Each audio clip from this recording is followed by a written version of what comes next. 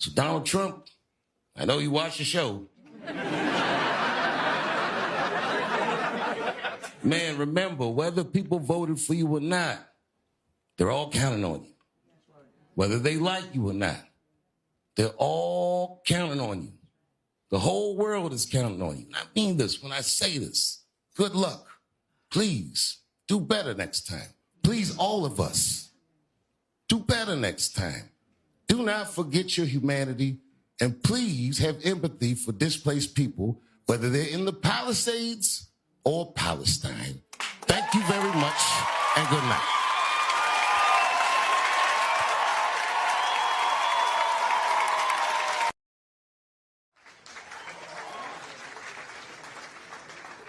All right, here's the story.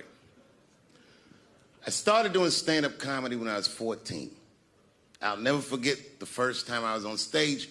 The guy that introduced me was a guy named J.T. Newton. I'm 47. I can close my eyes and remember the introduction like it was yesterday. It went like this.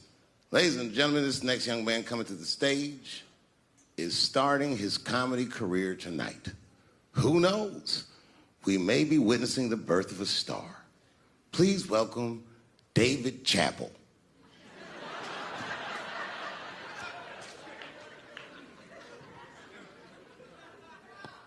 From the first time that I ever held a microphone, I was sure this was it. I knew I was home. I knew I had found my thing. And my God, man, I was a child. I got good. Matter of fact, I was good from the moment I started.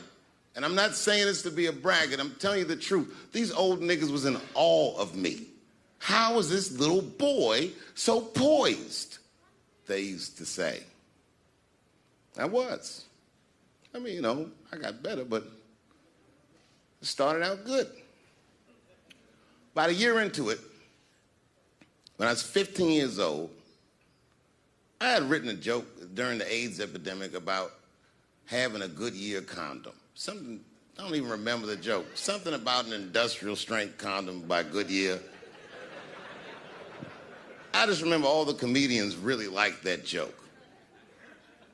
And there was an older comedian. And he came to me one night after the show, after he saw the joke, and he said, listen, I got an audition at another comedy club, and I was wondering, do you mind if I do that joke? I just want to borrow it. Now, I'm a kid. I don't know any better. I'm like, borrow it? Well, I guess, sure, if it'll help your career. I let him do the joke. And then weeks later, I was waiting to go on in a comedy club, and he went on before me, and he did the joke.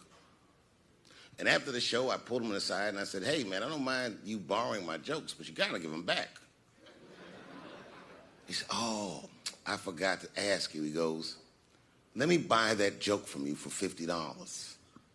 And I said, man, I'd do it, but I'm just starting out. I need all the material I can get. The idea being that the more material I can accumulate, the faster I'll be able to make money for my work. I said, I can't do it. I want my joke back. I'll never forget this. Remember, I was a 15-year-old child. This guy was a grown-ass man. He stood up over me so I could see how big he was. And he said to me, really? I can just take it. And he did. I got scared because I was a child. But I never forgot that. I never forgot that. I was 15 years old. I'm 47 now. I think about this guy all the time. When I look at my own kids and I see how young and innocent they are, I can't believe someone did that to me. And I don't think about it every day because that was the worst thing that happened to me.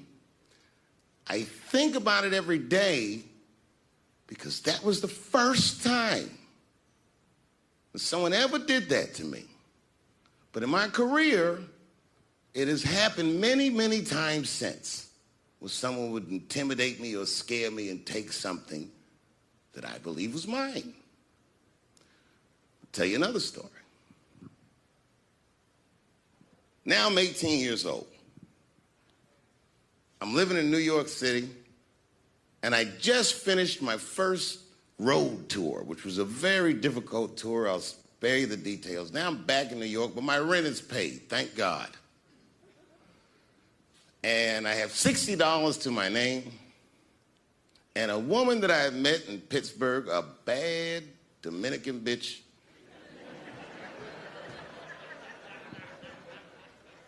was coming to New York. She was going to spend the weekend with me. I couldn't wait for her to get there. She was coming that evening. But remember, I only had $60 for a whole weekend to entertain a bad bitch. Now I'm walking through Greenwich Village, and I see something I've never seen before. 3-card Monte. You know what that is? Yeah, the guy had the whole thing. The table was set up, and he had the 3 cards, and the crowd was hooting and hollering, and he was like, find the red card, find the red card, and people were playing. Sometimes they win, sometimes they lose, but it was really exciting, and I'm standing there watching it, and I noticed while I'm watching them play this game that the red card, the one you're trying to find, had just a little bend on the corner. And I'm watching it, and I'm like, yo, this guy doesn't seem to know that red card is bent. I'm going to beat this motherfucker. And I walked up to the table, and I said, let me play a hand. And I put my last $60 on that table, and he starts to shuffle and find the red card, find the red card. And I kept watching that bent card go around the table, make sure I kept my eyes on that bent card. And when he stopped shuffling, and he said, find the red card, I pointed to it with confidence. Here it is right here. And he flipped it over, and it was black. And he took my money. I couldn't fucking believe that. How did this nigga do that? Was that magic or sorcery? I was confused. So you know what I did? I sat there, and I watched him for a real long time play the game. And I realized that all those people who was doing all that hooting and hollering and betting, my God, they were his friends. They were in on the whole thing. I felt so wronged. I felt so stupid. And then the next sucker came up to the table and was about to put his money down. And I said, fuck that, man. Don't put your money there. All these niggas is in on it. It's a trick. And when I said that, the guy that was dealing, and this motherfucker was huge, snatched me up by my collar. Feel how strong he was when he grabbed me. I was a skinny little guy. And he was gonna maul me. The only reason he didn't, I'm sure, is because he saw the fear in my face. And that fear, he looked at me. I saw his eyes go from hard to soft. He softened. Then he looked at me like the way a father would look at a child.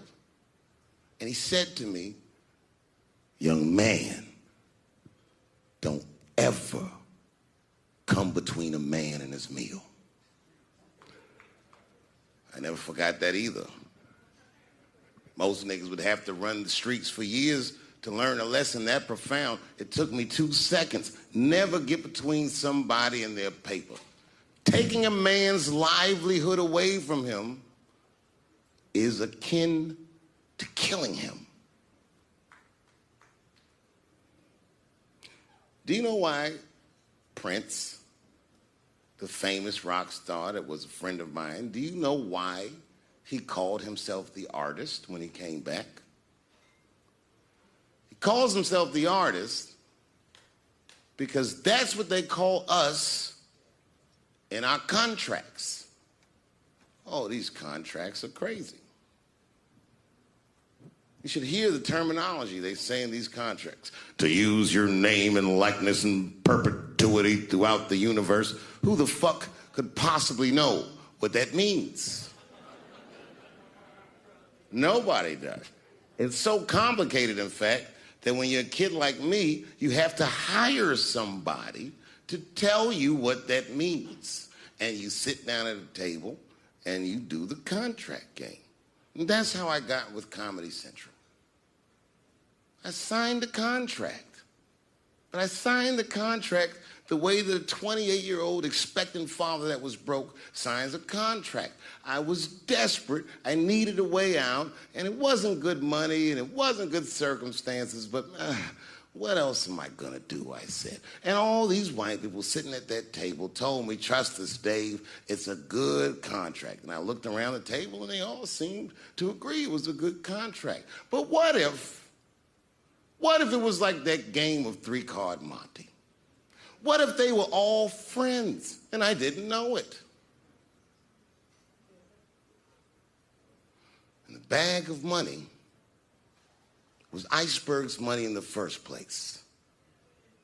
What was I talking about? What was I trying to tell you? Last week, 2 weeks ago, whenever it was, I called Lauren Michaels and I tell him, okay, I'll do it. I'll do Saturday Night Live on election night. And the day I made that phone call, the day I committed to it, it gets announced that Netflix is streaming Chappelle's show. Not just Netflix. HBO Max is streaming it too. Let me tell you another story about HBO. No, hear me out. Did you know, before Chappelle's show was at Comedy Central, I pitched that show to HBO. I told them what I wanted to do. Now, these are executives. All they have to do is say, yeah, we'll take it, or no, thank you, we won't. But they didn't say either of those things. They went too far. They said, literally, what do we need you for? That's what they told me, as they kicked me out of the office. What do we need you for? And here we are, all these years later, and they're streaming the very show that I was pitching to them. So I'm asking them, what do you need me for?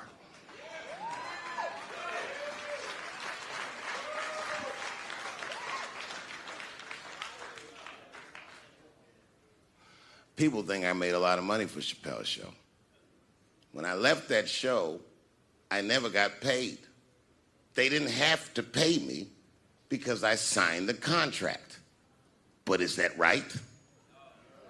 I found out that these people were streaming my work, and they never had to ask me, or they never had to tell me. Perfectly legal because I signed the contract. But is that right? I didn't think so either. That's why I like working for Netflix. I like working for Netflix because when all those bad things happened to me, that company didn't even exist.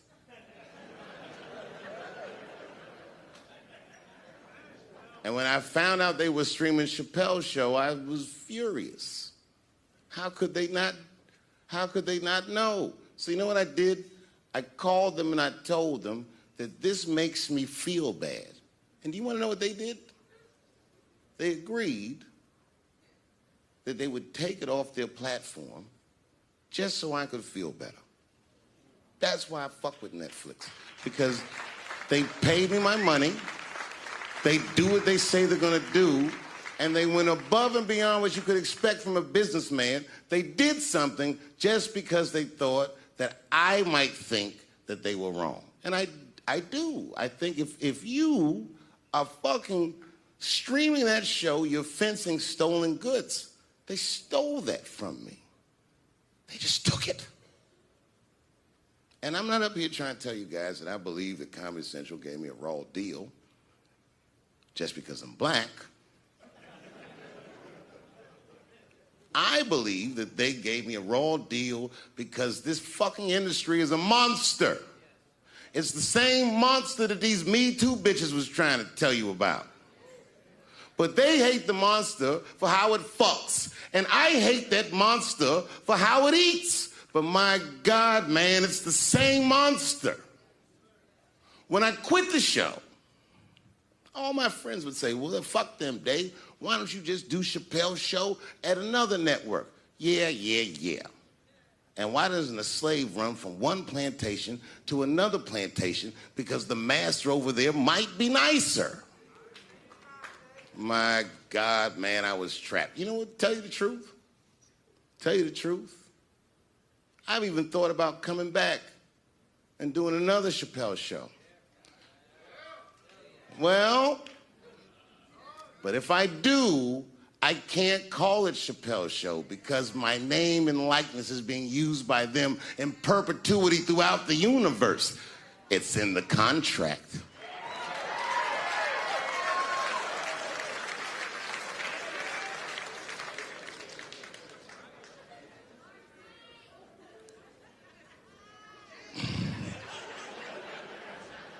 You're not supposed to do this in my business. I'm up here doing something that nobody else in this business has the balls to do. I'm telling you something that you need to know. I'm trying to explain to you what you're seeing. You don't understand what you're seeing.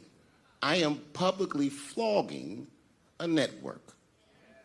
And I know that this network niggas, they watching me and they saying, why are you doing this so publicly?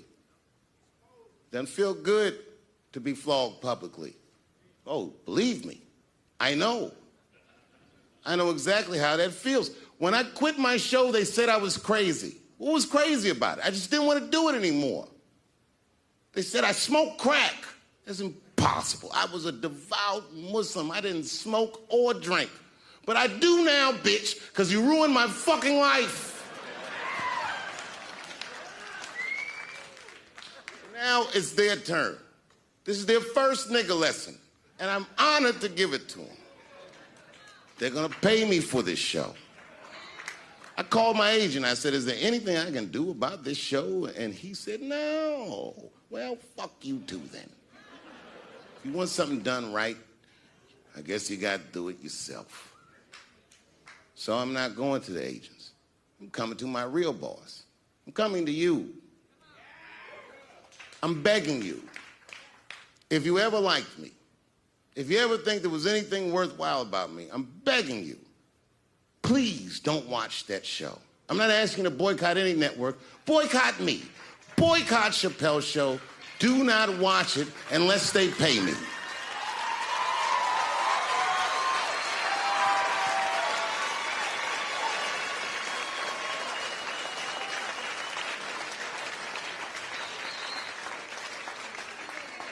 If you're a shareholder at Viacom, then I'm talking to you.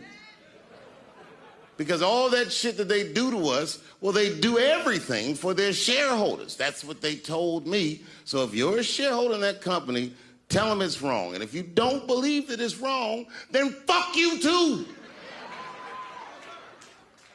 should know what's in the hot dogs you eat. Now, there's probably a bunch of people at Comedy Central and Viacom and all these places that have no idea what I'm talking about. They've all either quit or been fired or got Me Too'd or something. Them niggas is gone.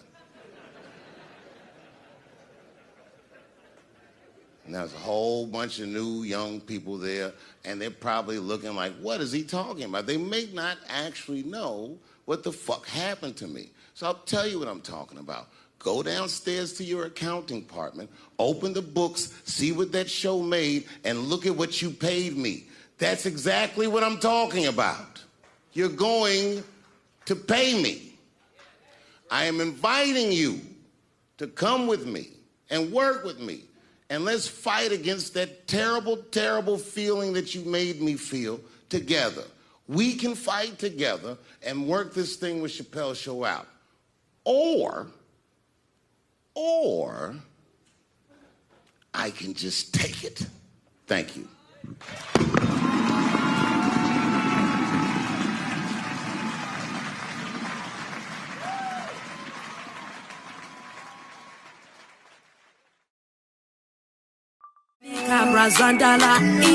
Jesus. Papa God, intervene for we. Do for we. As you do for the Israelites. The way who they suffer. In the life so you don't forget we. Papa God, intervene for we. Orphans are crying. Widows are crying. Fatherless children are crying, the less privileged are crying. Oh, may we pray. Oh, may we pray. Northwest and Southwest, when I come together, may we pray. Oh, prayer is a key. Oh, yeah. Oh, may we pray. Oh, may we pray.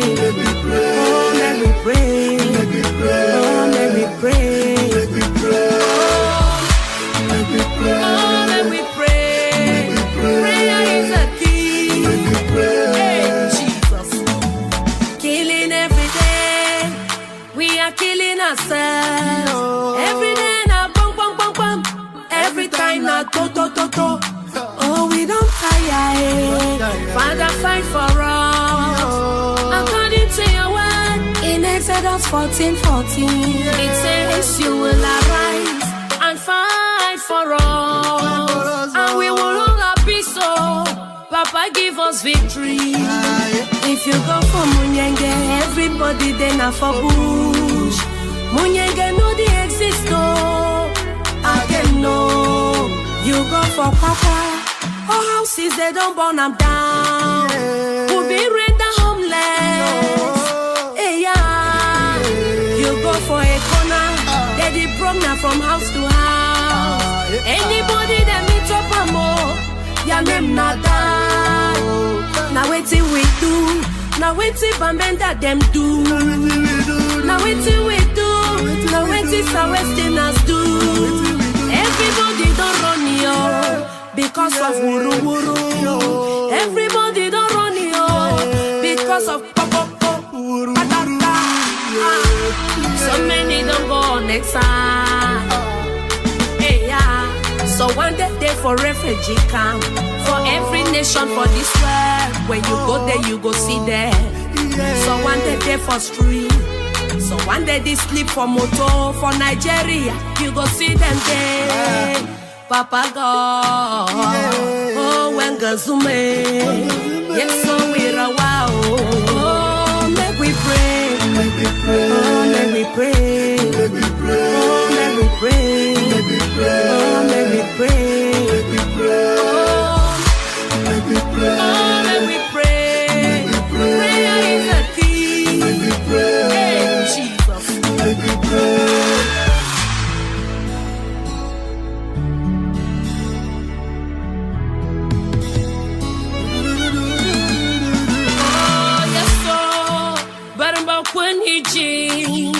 I'm a wabba menda, better for one sote.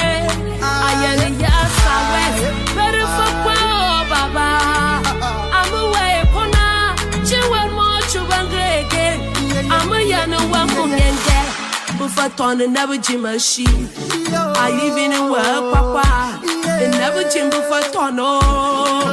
Masuna Patipo, and Nijima make we. Oh, yes, so we're a wow. Yes, so we're a wow. Kaya we're a wow, baba. We're a wow. Yes, so we're a wow. My village, my gym, that's our west and northwest. Buffatona she, Buffayadame. Yes, so we're a wow. Berimbunga again. My year of one by Gunga again. And when I Gunga again, and when I survive. Yes, oh Christo. Papaya, we're a wow. We're a wow. Papa, we're a wow.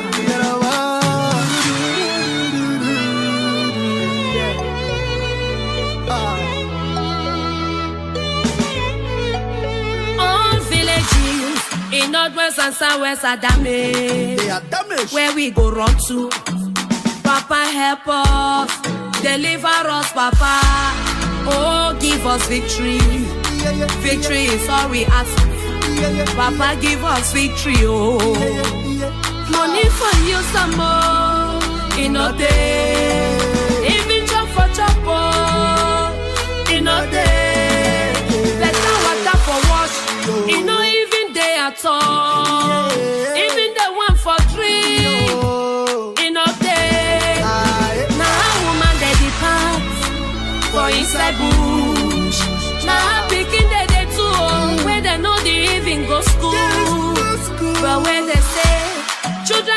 leaders of tomorrow. And we go be leaders, we will not get booked for head. Oh, make we pray, for prayer is a key. Oh, make we pray. Oh, make we pray. Pastors, make we pray. Apostles, make we pray. Bishops, make we pray. Evangelists, make we pray. Workers in the vineyard. From northwest and southwest. Make we pray, oh, even for those who are there for prison, oh. Our youth, them, oh, they can't finish. Our boys, them, oh, they don't finish. From Manfred to Boya, from Bamenda to Southwest. No shade every day, oh, killing every day. People, they die every day. Like say they been a chicken. My people live. Prayer is the key. Oh, may we pray, oh. Make we pray. Oh, make we pray. Make we pray. Oh, make we pray. Make we pray. Ramagade, legede. Oh, Ramosandala, Rosagade. Make we pray. Mika Brazandala. Jesus.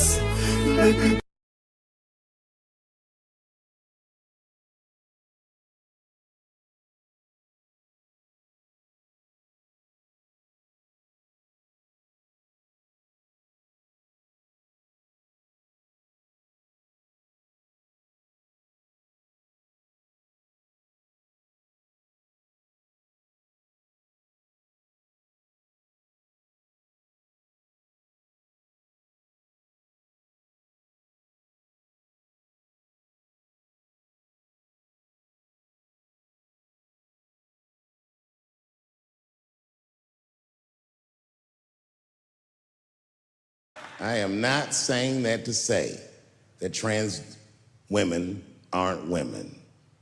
I am just saying that those pussies that they got,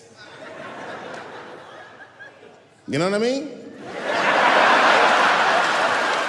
I'm not saying it's not pussy, but that's like beyond pussy or impossible pussy. You know what I mean?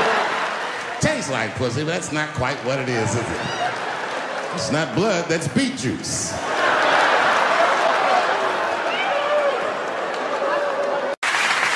But I can't say the word faggot. And she said, because, David, you are not gay. I said, well, Renee, I'm not a nigger either.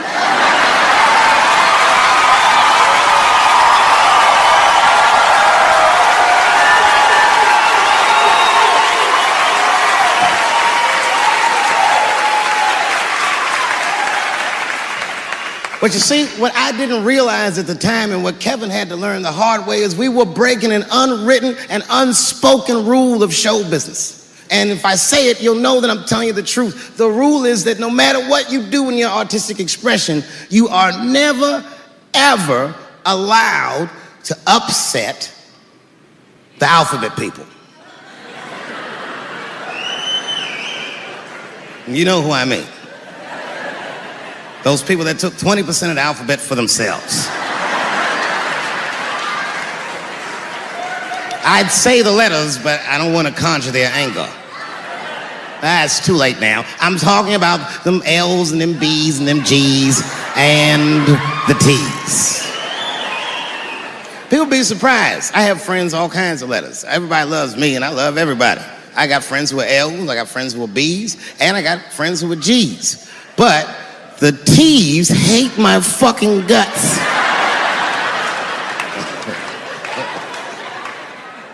And I don't blame them.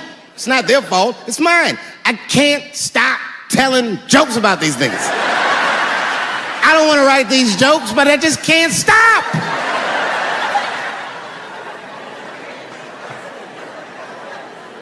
You know, you hear all those letters together all the time, LBGT, LBGT, and you think it's just one big movement. It's not. All those letters are their own movement. They just travel in the same car together.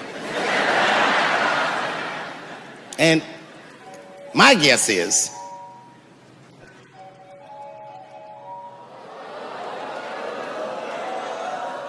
what is this, high school? This nigga probably got a babysitter or something. Go and answer your phone, nigga. Just get that shit out of here. I'm in the middle of something important. Wouldn't it be funny if we made fun of him? He's like, and he went outside like, hello? Mama's dead. Oh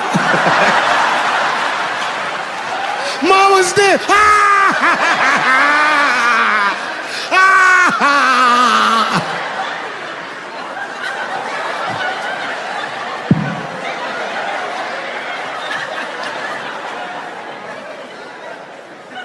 That was a weird timed phone call, wasn't it? It's like his phone is gay.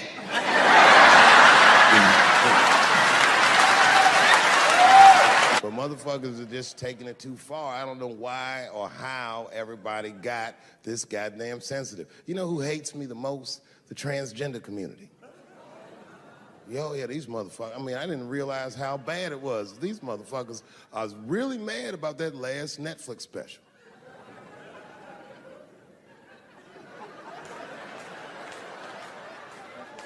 It's tough, man. I don't know what to do about it because I like them. I always have. Never had a problem with them. You know, just fucking around. As a matter of fact, I think I make fun of everybody. And I mean, as a group of people, they have to admit, it's kind of fucking hilarious, man. I'm sorry, bro. It's like, I've never seen somebody in such a hilarious predicament not have a sense of humor about it. They're born feeling like there's something other than they're born as, and that's kind of funny, you know? Like, I mean, it's funny if it's not happening to you. It's like that white black bitch that's in the news all the time. Rachel Dolezal. She's a white woman, but then she dressed up like a nigga and shot her way up to the very top of blackness. And I always wanted to meet her just so I could understand. I just wanted to like have dinner with her so I could just look in her eyes and call her a nigger to her face. The fuck is that bitch talking about? I identify black. That is trans talk, lady. Stop biting. Stop biting. There's a big difference between her and a trans. The difference between her and a trans is I believe transgenders. I don't understand them either, but I know they mean what they say. Them niggas cut their dicks off. That's all the proof I need. I've never seen somebody just throw their dick away. Don't need it.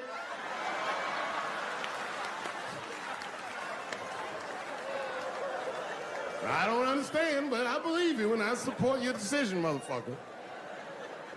But how far is Rachel willing to go? What is Rachel willing to do so that we blacks can believe that she believes she's actually one of us? Bitch, are you willing to put a lien on your house? Invest in a mixtape that probably won't work out?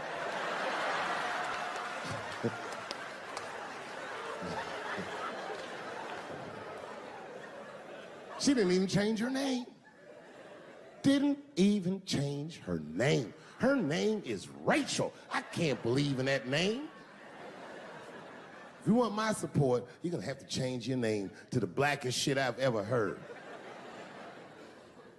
But you're gonna have to change your name to Draymond Green. I don't know a blacker name than that. That shit is black on paper. If you type Draymond Green into Airbnb, that shit will log off automatically.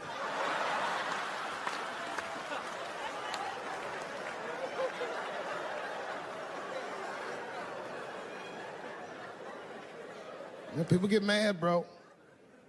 People get mad about everything I say. I was doing a show. I was in Portland, Oregon. And I was checked in a hotel under the name Charles Edward Cheese.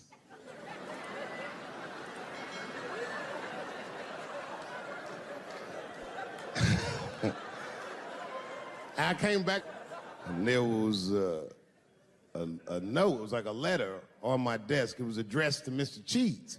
So obviously, I'm going to assume that whoever wrote this letter must be an intimate friend of mine. This is not some kind of name that a person would just guess. But then I open the letter, and it turns out I don't know this person at all.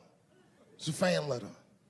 You know, I'm not even used to the idea that I have fans, but I'm grateful for it. And even though I'm grateful for fans, I don't read those letters. Be nice if I did, but realistically, it's like, what am I, Santa Claus, nigga? I don't have time for this. Like, got shit I want to do. I'm trying to chill. Read all these dreams and wishes from strangers. But I read it. I'd already opened it. So I just read the whole letter. And you know what, man? Whoever wrote this letter truly loves me. I mean, they were really fucking nice in the letter. And then they described to me what it was like to come to the show, how excited they were, how much fun they were having. And then they said that when I got to my jokes about transgenders, that they were, quote, devastated. Because it turns out that whoever wrote the letter was transgender. Now, I'm going to be real for a second. You got to understand, I never feel bad about anything I say up here.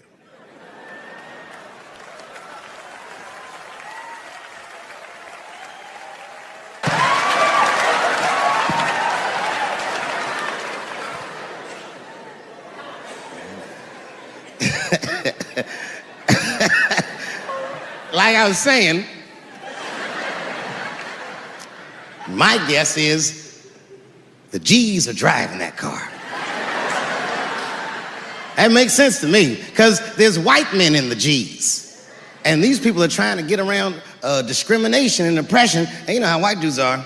We know these roads. In fact, we built these roads. The rest of you buckle up. We'll get you to where you want to go. So the G's are just driving the car.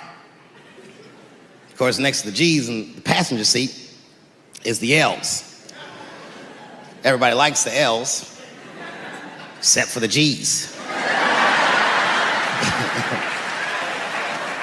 I don't know what that's about. I just know the G's don't like them that much. And the G's always say like little subliminal digs on them. It's unnecessary shit. It's not mean, but you know what I mean? They just be like, I wouldn't wear that.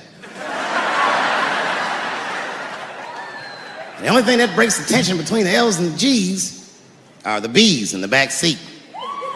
That's right, there you go. Everybody scream out when you hear your letter.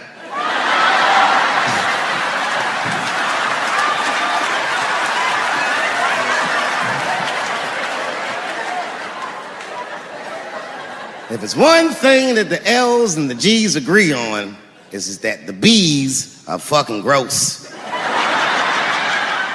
They seem greedy to the L's and the G's, you know what I mean?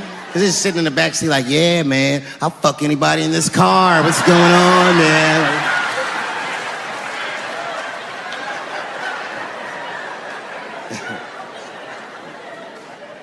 And sitting next to the B's, all the way in the back seat by themselves, looking out the window. That's the T's. Everybody in the car respects the T's, but everyone also resents the T's. It's not the T's' fault, but everyone in the car just feels like the T's are making the trip take longer.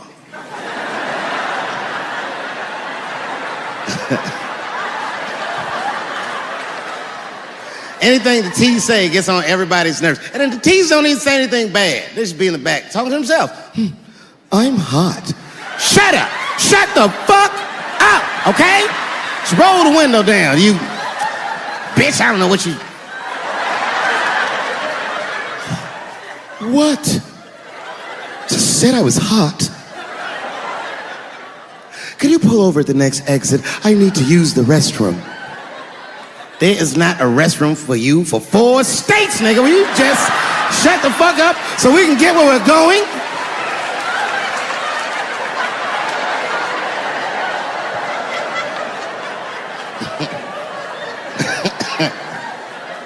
And just when that car can't get any more tense, the cues are a hitchhiker that they pick up on the road. Some white dude in booty shorts is walking down the freeway.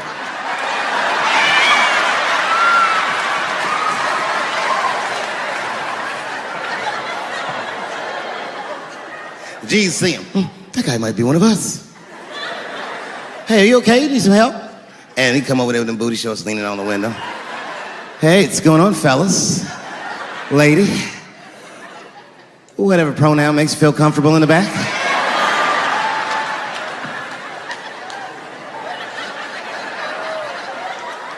Yeah. I don't really know where I'm going. I don't know if I'm gay or I'm straight or whatever. All I know for sure is that I really want to get in this car.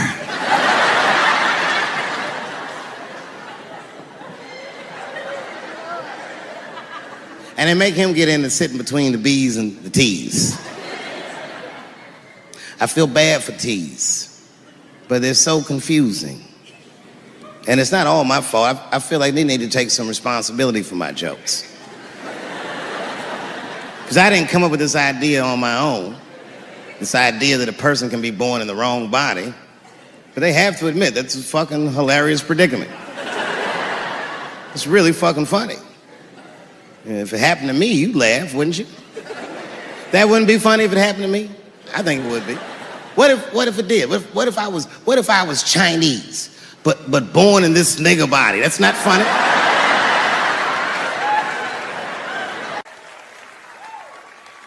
And I would never admit this to you if I hadn't locked your phones up. But it was the weirdest thing. Like when I read this letter, this shit made me feel bad. I didn't feel bad about what I said, you understand? I felt bad that I made somebody else feel bad. To be honest, I don't even know what I said that upset that person. I have so many transgender jokes.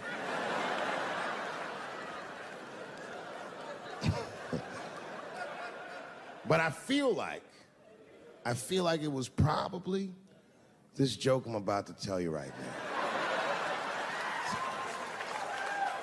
And it's not even that bad of a joke. It's a true joke. I mean, it's not true, but I had read in the paper that Caitlyn Jenner was contemplating posing nude in an upcoming issue of Sports Illustrated. And I know it's not politically correct to say these things, so I just figured, fuck it, I'll say it for everybody else. Yuck. Oh, sometimes I just want to read some stats. I don't know why you're gonna cram some man pussy in the middle of the sports page like this. I just didn't think that was the place for it. But I wasn't saying anything like Caitlyn Jenner's a bad person. I'm not mad at her for doing it. I'm not even mad at Sports Illustrated. If I'm mad at somebody, I'm probably just mad at myself. You understand? Because deep down, I know that I am not strong enough to not look at those pictures.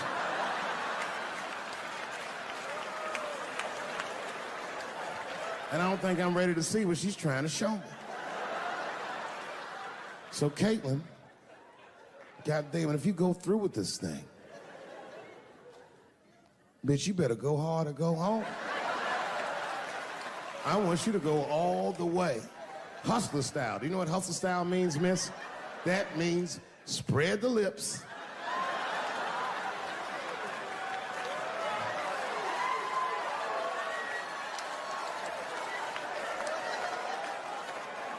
I hope she spreads her lips and there's an itty bitty dick inside. Ah! The show is behind the curtains.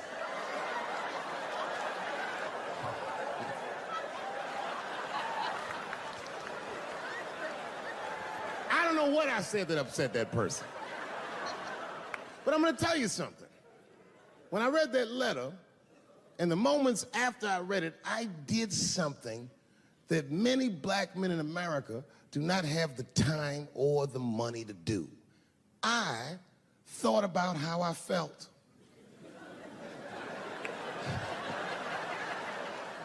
I asked myself a very basic question that I don't think I ever directly contemplated. I said, man, Dave, if you're writing all these jokes, do you have a problem with transgender people? And the answer is absolutely not. The fuck do you guys think I am? I don't understand all the choices that people make. But I do understand that life is hard and that those types of choices do not disqualify you from a life with dignity and happiness and safety in it.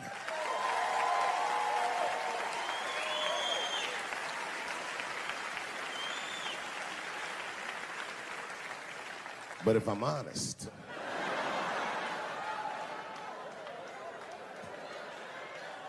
my problem has never been with transgender people. My problem is transgender people. I just feel like these things should not be discussed in front of the blacks. It's fucking insulting, all this talk about how these people feel inside. Since when has America given a fuck how any of us feel inside?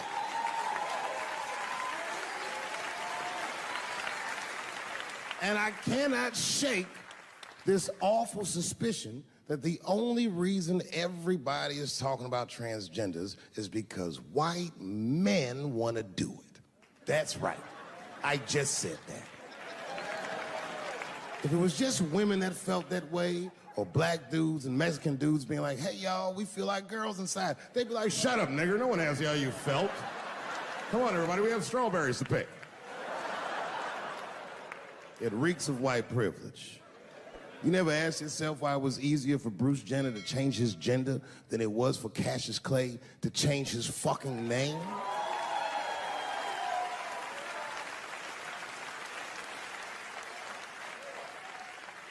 And if I were to be brutally honest, the only reason I ever been mad at the transgender community is because I was at these niggas for 6 songs straight. I had no idea. And then the lights came up and I saw them knuckles. I said, oh no! And everybody was laughing at me, how world stopped. I said, why didn't you say anything? And then I heard that sultry voice. I didn't say anything, Dave Chappelle, because I was having a wonderful time. And I wasn't sure how you'd feel about it. I said, you knew how I'd feel. And she said, I'm going home. I don't want any trouble from you. I said, home? It's only 2 songs left. I mean, we might as well finish the night. And we ended up having breakfast together. Oh, grow up. That doesn't make me gay. I just titty fucked her. His titties are as real as any titties in L.A. It's 2 o'clock in the morning. I was just borrowing a little friction from a stranger. Whoops. Although Dave Chappelle, the black American, he was a little jealous. I was like, how the fuck are transgender people beating black people in the discrimination Olympics? If the police shot half as many transgenders as they did niggas last year, it'd be a fucking war in LA. I know black dudes in Brooklyn, hard street motherfuckers that wear high heels just to feel safe.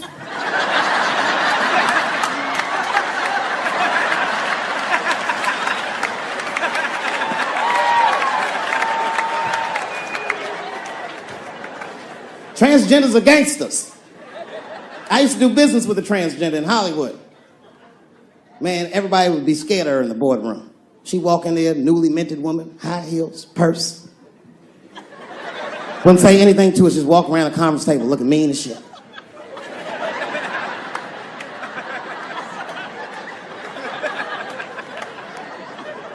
And then she walked to the head of the conference table, stare at us all, reach in her purse and pull her old dick out and throw it on the table. Let's talk business, gentlemen.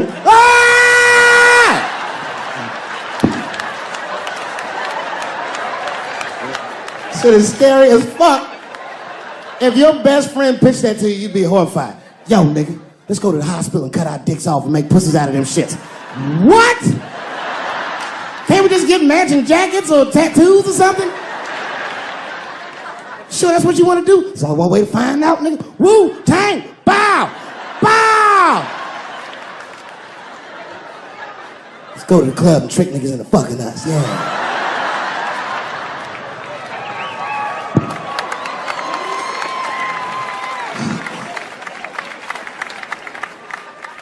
The third time I met O.J. Simpson.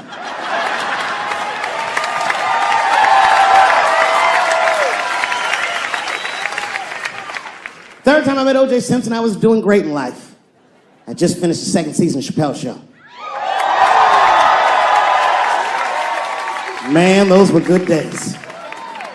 I was playing a comedy club in Miami, the Improv. I don't know if you've ever been, but if you have, you'd know. The door for the green room is right on the stage. Can you imagine such a thing? If I walked out of the door of the green room, bam, I'm just right here. It's right from the dressing room. And I did that. I walked out, and the whole crowd was like, hooray! And I looked, ma'am, as close as you are to me, I saw him as soon as I came out, the juice. And I saw recognition in his eyes, and it filled me with pride that he knew who I was. I didn't acknowledge his presence because it was a white audience, and I didn't want to start a panic. But I did my show. Show went great. I said, good night, everyone. They all said, yay! And I didn't say nothing to OJ, but I just gave him the signal, let him know I knew he was there. And I walked into the green room, and OJ was already in there. I was like, how the fuck is this possible? I was scared. And then my friends came in, and we all started talking. We sat down on the couch, and I'm just telling you what I saw with my own eyes. You can believe me or not believe me. But in my experience, O.J. Simpson, one of the nicest men I'd ever met. He was nice to me. He was nice to my friends. The conversation was filled with warmth and levity, humor, and wisdom. We talked for 90 minutes, and then suddenly the Juice said, you know what? I've got to be going. But it's good to see you again, and I'm glad things went so well. I said, thanks, Juice. And my friend said, yeah, goodbye, Mr. Juice. They're new to the game. He said, no, thank you for your hospitality. Good night, guys. And we said, good night.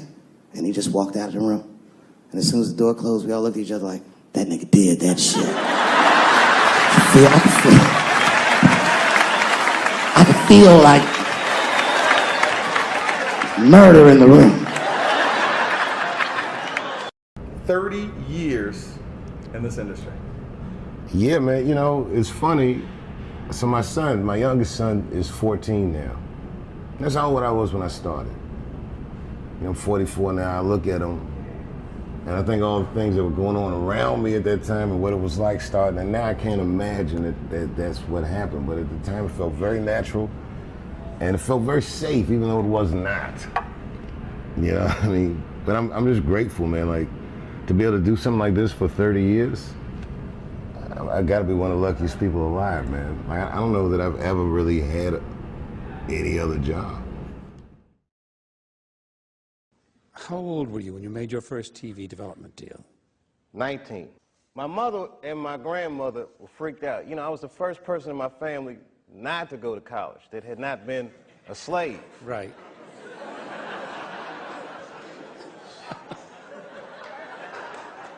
So I was really breaking from tradition, and it was like a graduation lunch we were having, and they had my dad come and talk to me, and my dad takes me outside, and he's like, listen, and this is some advice that applies to all you acting students. He says, to be an actor is a lonely life. Everybody wants to make it, and you might not make it. And I said to my dad, well, that depends on what making it is, Dad. He was a smart-ass kid. Yeah. It depends on what making it is, Dad. He says, what do you mean? I said, well, you're a teacher. I said, if I could make a teacher salary doing comedy, I think that's better than being a teacher. And he started laughing. He said, if you keep that attitude, I think you should go. He said, but name your price in the beginning. If it ever gets more expensive than the price you name, get out of there. Mm-hmm. Thus, Africa.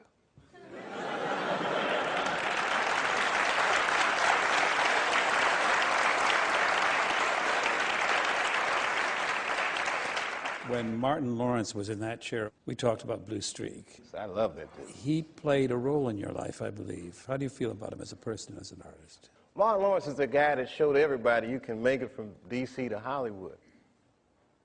And I had a personal stake in his success. Every time he did something, it made me feel inspired and really good. And he was always real nice to me. He'd sit me down, what's going on with you, baby boy? What? We'd talk about comedy, whatever. And, you know, when we did Blue Streak, we were promoting it, and Martin had a stroke. He almost died. And then after that, I saw him, and I was like, oh my God, Martin, are you okay? And he said, I got the best sleep I ever got in my life. That's how tough he is. So let me ask you this.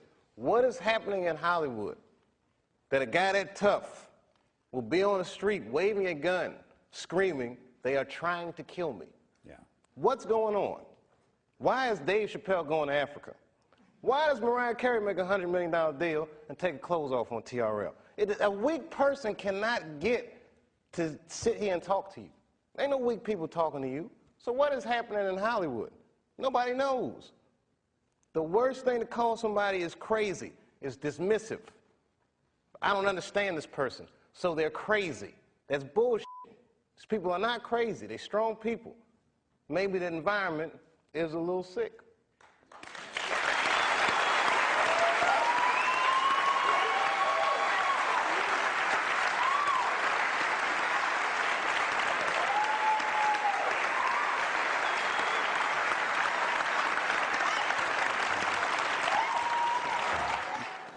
You know, in the past, I used to always tell a lot of jokes about white people. And I know there's a lot of white people here with us tonight.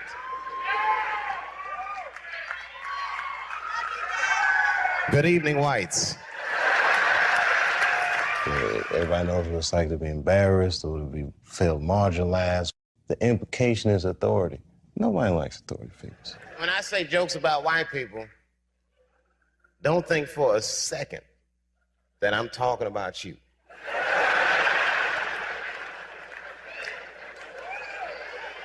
Don't forget, I almost had $50 million once. When you make enough money in America, they'll pull back the curtain and introduce you to the real white people.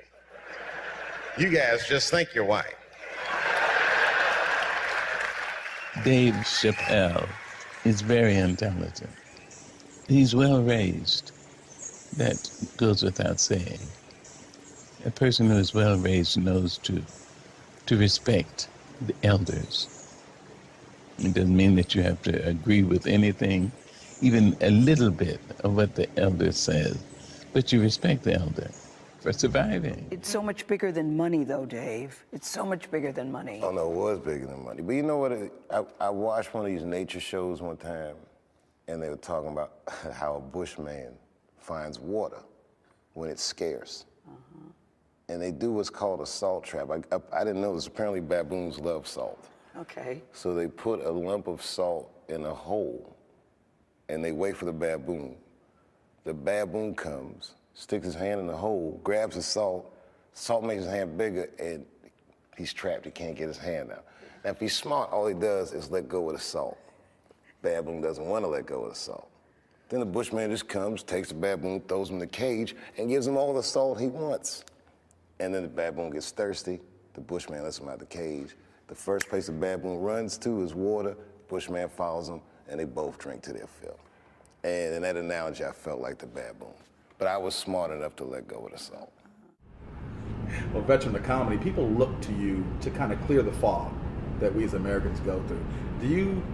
I know you take that seriously, but is that a big burden on you, that people look to you for clarity, they look for you for truth?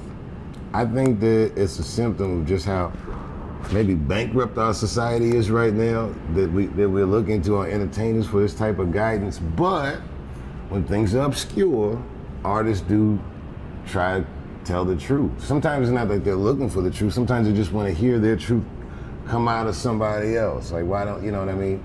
So I don't look at it as a burden, or I don't even look at it as a responsibility. I just think it's the nature of the genre. And I think that one of the things that's special about our genre in this day and age is that it's very engaging. It's very personal. And I think in this cyberspace world that people need an entertainer that looks them in the eyes and says the things that they feel.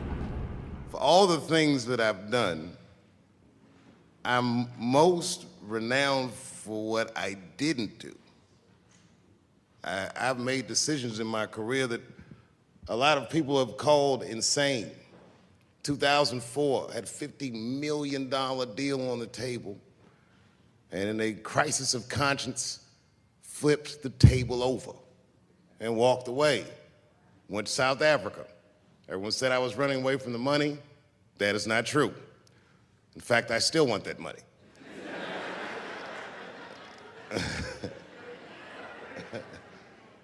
The idea that I wanted to just share with you guys is the idea that sometimes you do what you think is best, whether anybody understands it or not. I heard a story about my father where someone told me he used to do statistics for a company in D.C. The company he did statistics for started doing business with the South African government, so he quit his job. It's caused a lot of problems between him and his wife. It's hard for a man when he can't provide for his family the way he wants to, and he suffered through it. And a generation later, when I had my crisis of conscience, I was able to go to a free South Africa and get away from the heat. This idea that what you do in your lifetime informs the generations that comes after you is something I keep thinking about, something that is so much bigger than just ourselves. I just want you guys to remember, you know, that right now there's this thing where ethics aren't what they used to be. This idea that people are trying to replace the ideas of good and bad with better or worse, and that is incorrect. You gotta keep your ethics intact because good and bad is a compass that helps you find the way. And a person that only does what's better or worse is the easiest type of person to control. They are a mouse in a maze that just finds the cheese. But the one who knows about good and bad will realize that he's in a maze. This is my last question for you. You don't do many sit-down TV interviews. Why is that? Because so much of an answer depends on how you feel any given day, but it lives forever. That your opinions about things can change, your view of yourself can change, and yet this is on a permanent record.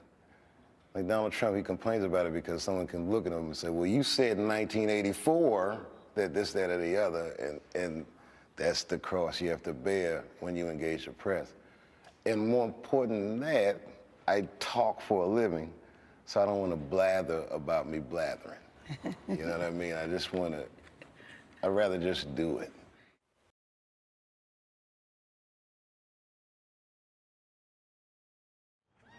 Well, this has been fucking wonderful. I don't know what to say, man. I don't even want this night to end.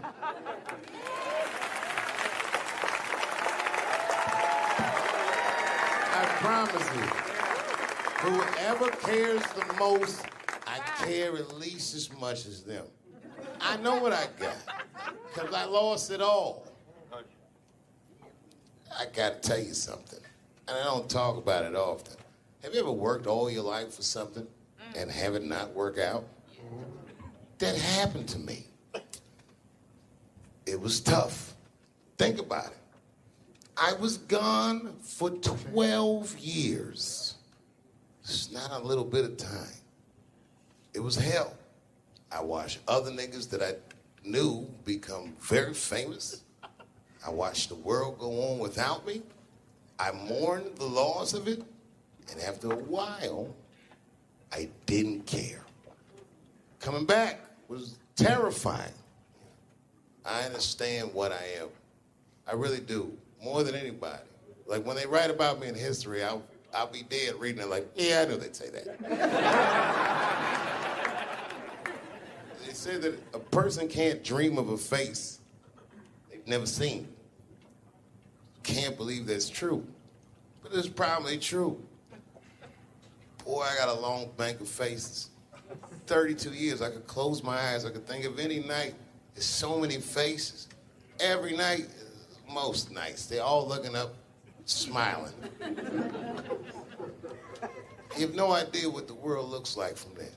all different races, all different colors, all different kind of beliefs, just looking at me, smiling for 32 years, night after night.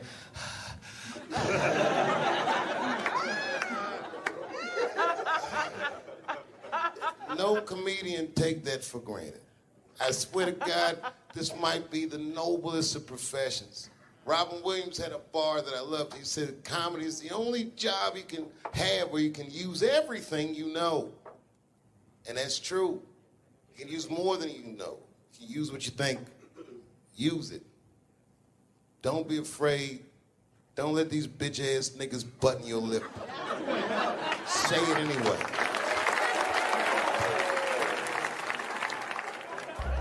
I first became aware of Dave Chappelle right around before the first Nutty Professor, because I was supposed to play that role that he played.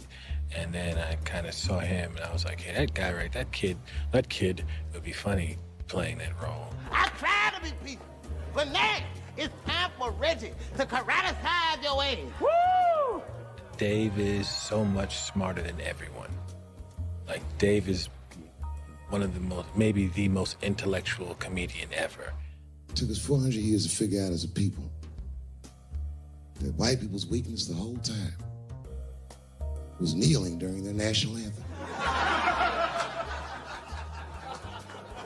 That's a brittle spirit. That's right, nigga. On the Rockets, regular. Ah! Ah! What are you doing, nigga? Stand up! He stretched the art form and his impact on the culture. He is the voice of his generation, without question. Nobody's even close to him.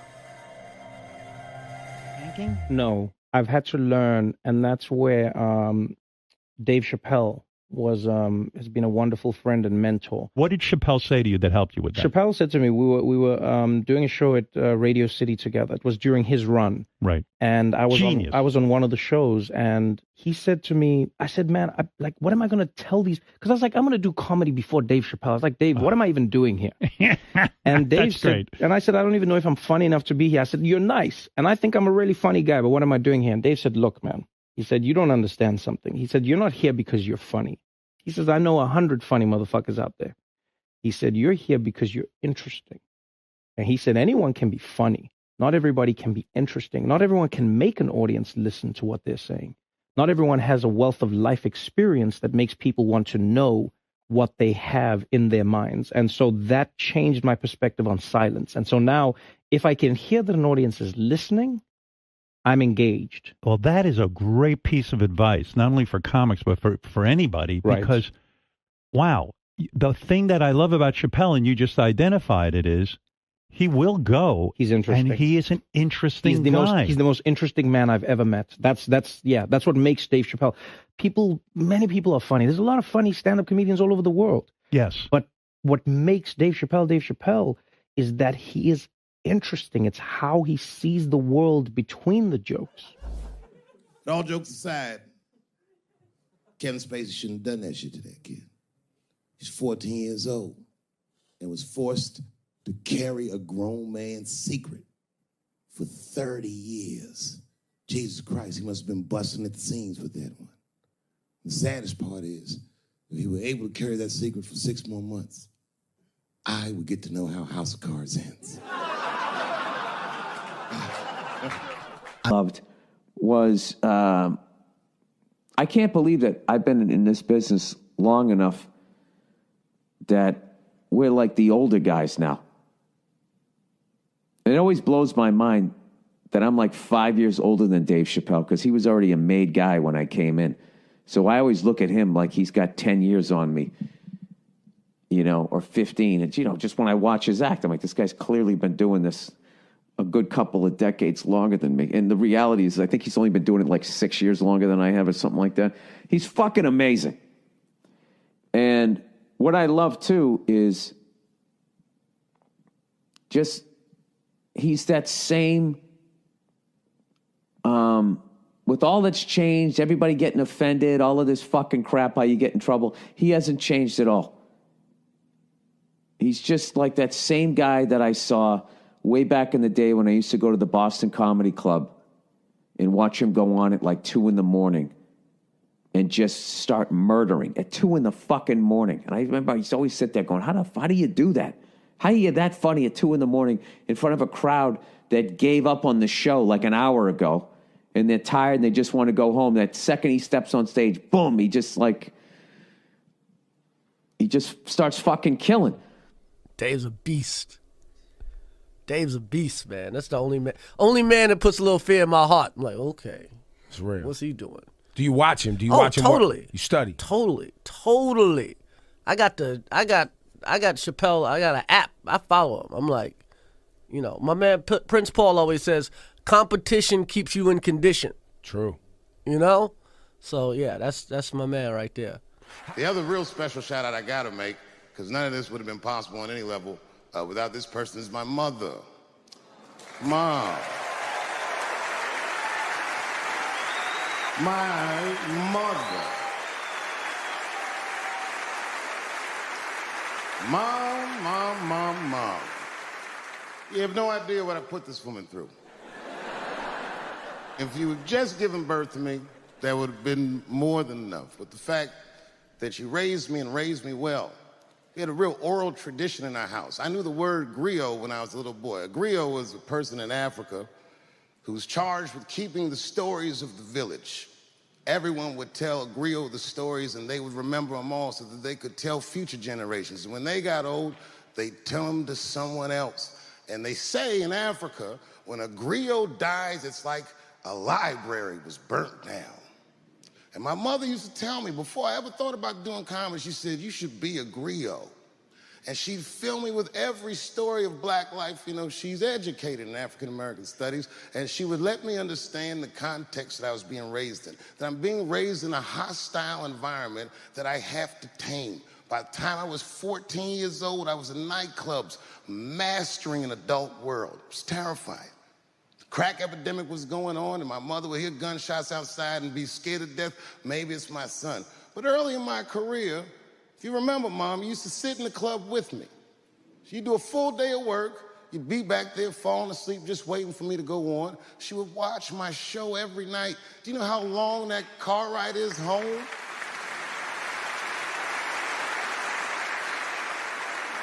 How many of you have ever heard your mother say, pussy jokes were a little too much tonight, son?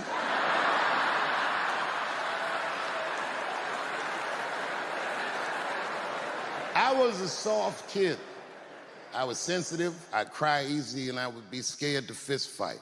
And my mother used to tell me this thing, I don't even know if you remember, but you said this to me more than once. You said, son, sometimes you have to be a lion so you can be the lamb you really are. I talk this shit like a lion. I'm not afraid of any of you. When it comes word to word, I will gab with the best of them, just so I can chill and be me. And that's why I love my art form, because I understand every practitioner of it. Whether I agree with them or not, I know where they're coming from. They want to be heard. They got something to say. There's something they notice. They just want to be understood. Love this genre. It saved my life.